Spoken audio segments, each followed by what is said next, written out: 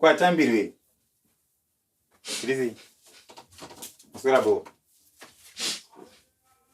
Kwenda ukuchema kwanaka marwara. Murwara chija. Murwara chija usuzenyedza. Sala ndakava nyanya dzangu kana big ino basa na botambirwa. Big lokita no kuchita ze big izo. Nyaipure. Nyaipa simboziya nyangu, asikuiziya nyangu. Nyaipi. Ndandi bulisa bakisha mazuwa. Ndandi mbuzisa mazuwa. Terasi. Usuzenyedza. Nyaipi. Chicha nakaona nezuro mvuni magumu. Chicha nakaona nezuro. Ndokanyaya kacho akasana basa ka. Parina kona zamasa zamasa kuti. Ayo kana basa kanyaya ke. Saka uchema nyayo. But nezuro cho wakadi kufunza nezuro. Kufunza nasi. Uchema nasi. Kufunza nezuro kandera la papa.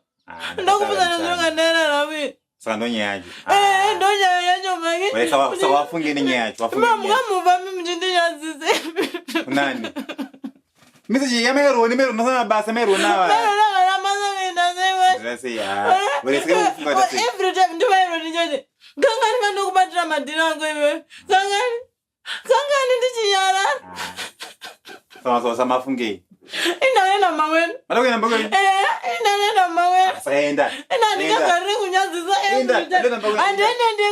Andene ndekaruso kwa ndoro mwenu. Ini manje ndo yani. Iwe ndo utonipelekeza umba kwenu. Bazoiti. Ndokuti mama ndane mkazi. Aiwa. Ndindo ndaza kupamba bangisha rotese. Undisekeza ni nyika isi kutozana ndakagarira mahara ini. Ndafunga. Apana rupi. Rungana mama wenu me. Ayo. Rungana mama wenu. Ndafunga zakanaka bisa. Kumuka mwana wenu. Apana rupi. Ngatungotawarani. Shinyara. Apasina ndashinja uno. Yapera kanye. Shinyara.